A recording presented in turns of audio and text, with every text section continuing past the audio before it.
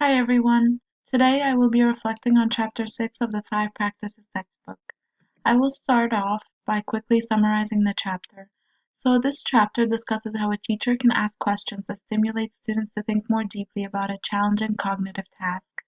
In the chapter, we are told that in order for a teacher to deepen students' understanding of a problem, it is very important to stay away from questions that give away the answer and focus on questions that highlight important mathematical ideas and relationships, push students to explain their thinking, and generate a fruitful discussion. The chapter then goes on to explain 5 techniques that a teacher can use to lead a productive discussion. The first technique is revoicing, and this technique involves reiterating a student's answer in a clear way to ensure that the rest of the students get a better understanding of what was said. The second technique is asking students to restate someone else's reasoning to stress the importance of an idea. The third technique is asking students to apply their own reasoning to someone else's reasoning so that the students can see how their reasoning differs from one another.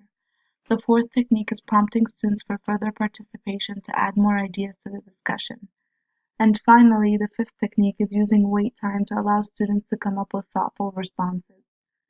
From my personal experience as a student in math classes, I have found that teachers who have used these techniques for questioning have helped me get a better grasp of the topic because they actively involved me and the entire class in the learning process.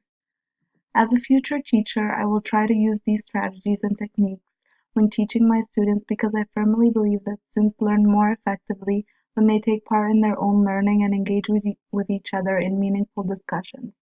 However, one thing that I am worried about is that some students may be too shy to participate, and I'm also worried that if I call on a student who answers the question incorrectly, they might feel embarrassed and decide to disengage from the discussion or never participate in class again.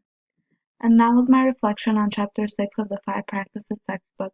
Thank you for watching.